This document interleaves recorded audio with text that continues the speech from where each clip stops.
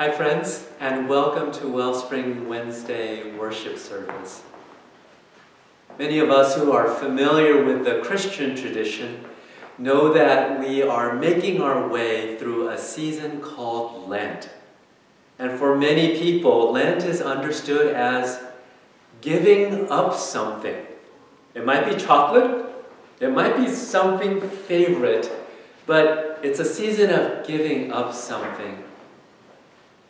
But you know, during this pandemic year, so many people have been forced to give up many special things. And people have made many great sacrifices. I think about giving up something and sacrificing something. And I remember that that word sacrifice has inside of it the word sacred. And then that reminds me that this season isn't just about giving things up and just making sacrifices. It's about moving closer to what is sacred to us, to those things that really, really matter. So wherever you are, I hope you will light a chalice, join in the song with us, but draw together as we make our way closer and closer to what is sacred. Come, let us worship together.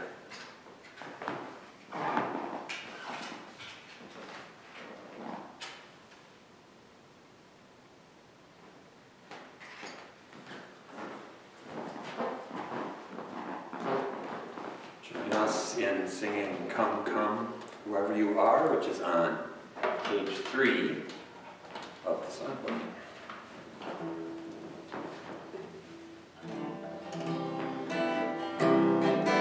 Come, come, whoever you are, wanderer, worshiper, lover of leaving, ours is no caravan of despair.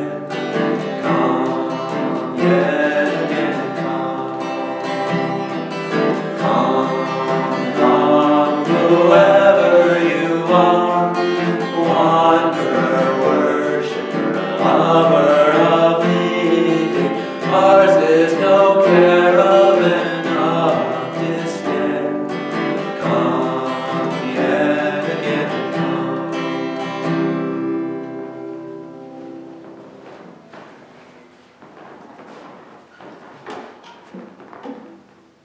Friends, each week we take time to listen to the joys and sorrows alive in our congregation. Together we celebrate and we grieve, and we hold tenderly what is as well as what we long for. Drew and Ray will continue to reach out through email, asking families to share what you feel free to share with us. And this week, we are sharing from 7th graders and their families. We have a couple birthdays to celebrate. 7th grader Jeremy Taylor was happy to celebrate his 13th birthday on Monday with grandparents in person after the vaccine. The Brazelton family, Madeline, Penelope, Amelie, Paul, and Desiree, they share that the joy of Amelie turning 17 today, Wednesday. Their sorrow is the rapidly forming spring weather. We know that others love it, but we didn't feel like we got to play in the snow enough this winter. And this from the Bear Benson family, Violet, Abe, and Brad, and Jane.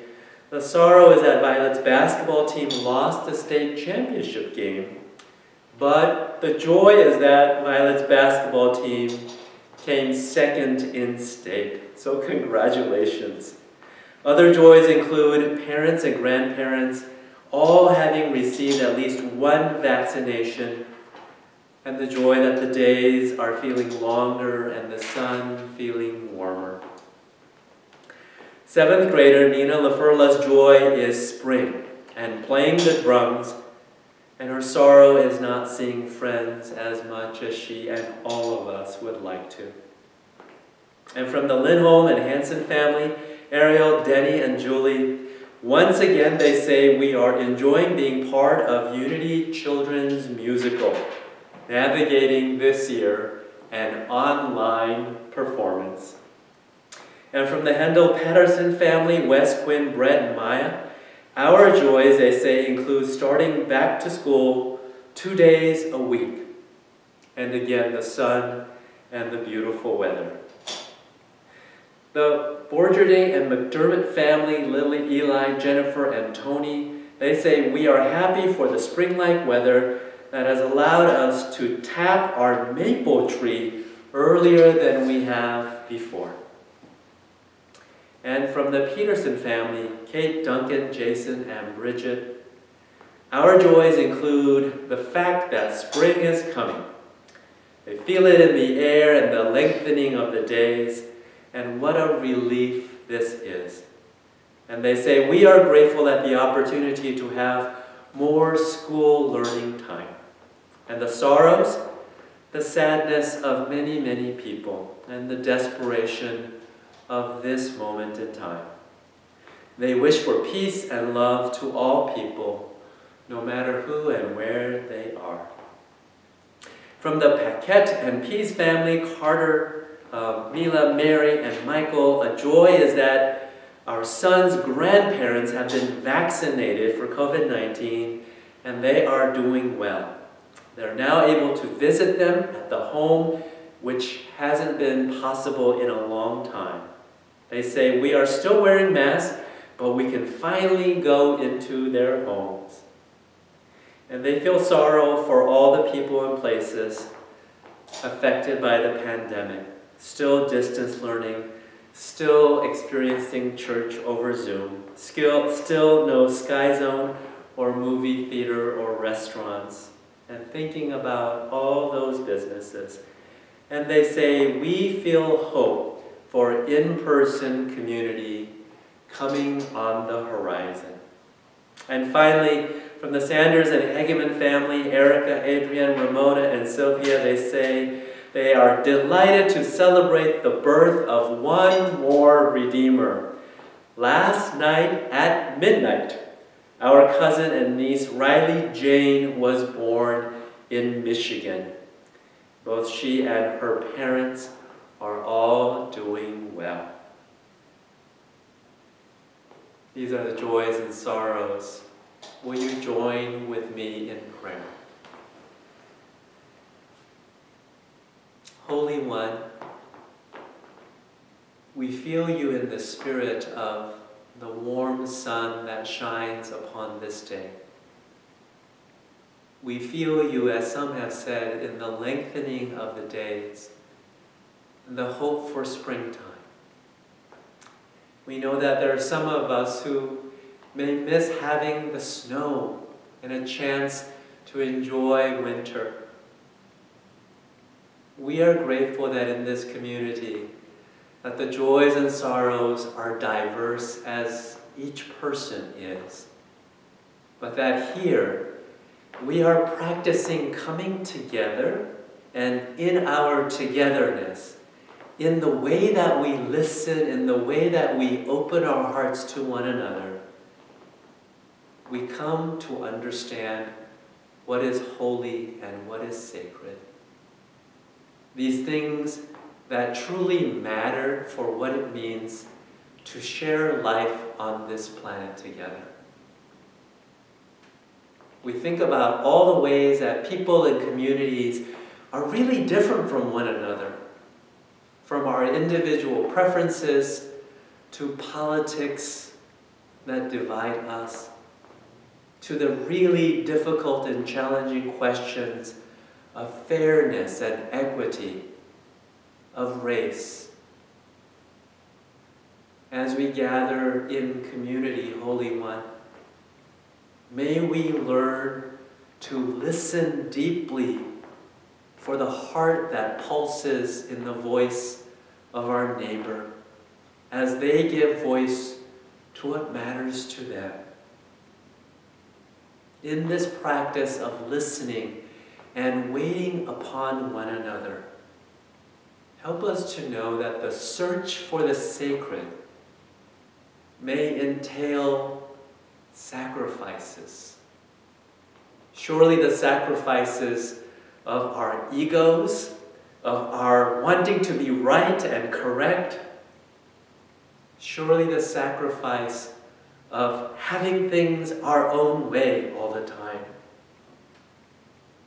The sacrifices that may help us to find a treasure greater than any of these things, which is each other, which is the personhood of one another and the gift of such love that we dream and pray and work toward.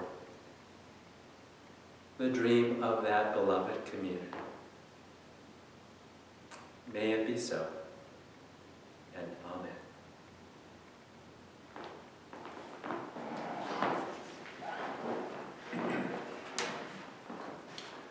When I breathe in, I breathe in peace. When I breathe out, I breathe out love. When I breathe in, I breathe in peace. When I breathe out, I breathe out love.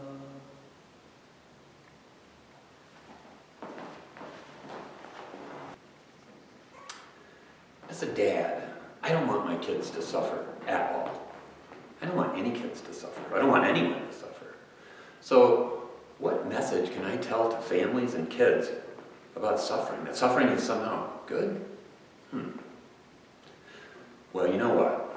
This past Sunday, my family and I went to see the movie It's a Wonderful Life. And it struck me. Here's the story. Now, I know your parents have seen this a million times, and you maybe have seen it, but I'm going to make you suffer through my retelling of the story.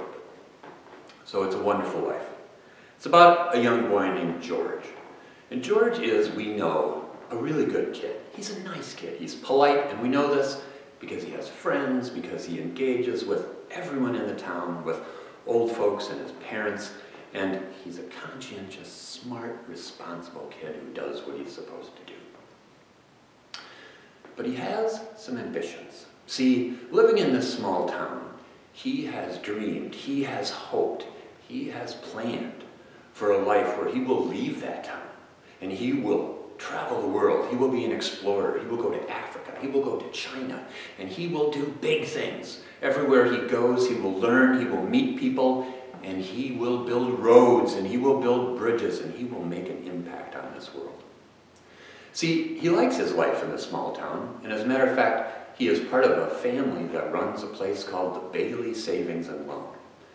And the Bailey Savings and Loan is like a bank. It's an organization that helps working people to get loans so that they can open businesses, so that they can build nice houses for themselves. And they do this without the pressure of a big bank that is always looking for money. And George is proud of his parents that they run this, and he's proud of this, but still, he wants to go, and he will tell anybody who will listen to him. There are the three greatest things in the world. The three greatest sounds are the starting of an engine, the sound of a ship's anchor chains, or the whistle of a train, meaning we're heading someplace. We also know that George is something of a hero at a young age. And the reason for this is that one day he's out with his friends and they're sliding on a hill in the winter. They're sliding down this hill onto the frozen river, and they are having a wonderful time. And they're doing as kids will do, saying, go, go, go, go faster, go stronger. And his kid brother goes down the hill, and when he hits the river, he falls through. And without thinking at all, George immediately leaps into the water, grabs his brother, and hauls him to safety. So he saves him. He also has a cold, which turns into a pneumonia, and he actually ends up losing his hearing. And that makes me think, would I sacrifice to lose my hearing? What would I sacrifice to that level for? But he continues to dream as he grows, and we see him doing things for people all the time. We see him still keeping these dreams, telling anyone who will listen that he is moving on.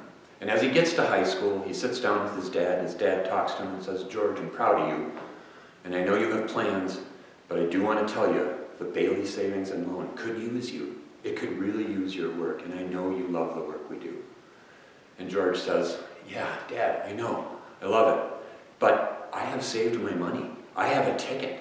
Next week, I'm going to Africa. So I am out of here. I must follow my dreams." And his dad says, "Okay." And later that day, George meets up with a girl named Mary, who was a friend of his when he was younger, a girl who would listen to him tell his dreams and who would look at him wistfully and think, "You're amazing, George." And George would say, "Staying in town is okay for you, Mary, but not for me. I've got places to go." And he meets Mary as she's a high school senior and admits he likes her, but he says, "I gotta go. I am leaving." Later that night, a tragedy happens. His dad has a stroke, or a heart attack, and he dies. And so George is faced with immediately this understanding he has this ticket. He's planning to go, but he has work to do. And so he stays on. He stays on and he takes over working at the Savings and Loan. And he gives the money that he saved to his brother and sends his brother off to college. And still, he dreams. And he feels that he is suffering. He is suffering this sacrifice, but he knows he's doing the right thing. And when his brother returns from college, he will go. He will go immediately. It will be his brother's turn to take over. The time goes by. His brother returns from college, and his brother is married. And his brother has a job opportunity in New York City. And George, for a moment, is crushed by this because he thinks, "I'm not going to get to go. Another sacrifice." But he realizes he has to stay. There's no question about it. He wants his brother to have the life his brother should have. And so he stays. He ends up marrying Mary. And they have a family. And things are good, really. He has a good life. He can't escape the feelings at times that he has made sacrifices that have caused him to suffer. But oh well, someday. Now, many of you listening to this might be thinking, yeah, this is a fine story. Why is this a big story? And why is this even, as I didn't mention before, why is this a movie that people will sometimes say is one of the best movies of all time? What happens to make this more than what some of the adults might be saying, which is, yeah, that's life. We have hopes and dreams, but we also have things we have to do. We make sacrifices. What turns this into such a loved movie? Well, first of all, it's that another bad thing happens. And what that is that George's uncle, who also works at the Savings and Loan, misplaces an envelope that has all the money that the organization has for the month. He loses it. George and his uncle look all over for the money. But the money is actually with this story's evil person, the banker, who is a terrible person, who we all dislike because he's greedy and he's all about money. He does not return the money. And so George is aware at this point. He thinks, everything I have done is going to come crashing down. I am going to jail and it is all over. I have made these sacrifices. I have suffered. For what? And he comes to the point where he thinks, I would actually be better off if I was dead. The world would be a better place without me. And at this time, his guardian angel shows up. His guardian angel in the form of a kindly, silly old man called Clarence. And Clarence is sent to help George. Now, George doesn't believe in angels, and he thinks that this is just something happening in his head. But Clarence seems to know everything that George has done. And Clarence tells George, you have had a wonderful life. You have made great decisions. You have made an impact. You are important, George. George is not feeling it. He's suffering too much at this point to see that truth. And so Clarence decides, George, I will show you what your life is like. I will show you what the world would be like if you had not been here, if you had not done what you had done. And so they re-enter the town. And George sees a town that is very, very different. He sees families that are not living in nice homes. He sees businesses that have not opened or that have closed because the savings and loan failed years ago when his father died. He finds out that there's no brother because the brother did not survive. He was not there to save him. He sees older people living on hard times, people who did not benefit from what he had done for them. He sees the whole town looking markedly different and not as good. Clarence keeps showing him one thing after another, and he cannot believe all this difference, and it's driving him crazy. He shows him Mary, his wife, who has not married and, of course, did not have that family. And at that point, everything changes for George.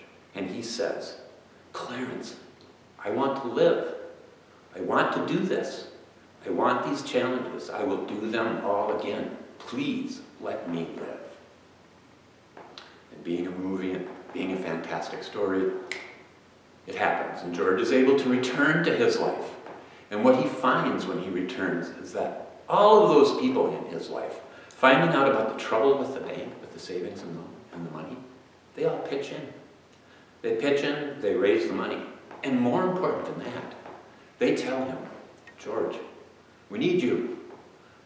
Our lives would not be what they are without you. You have made a difference.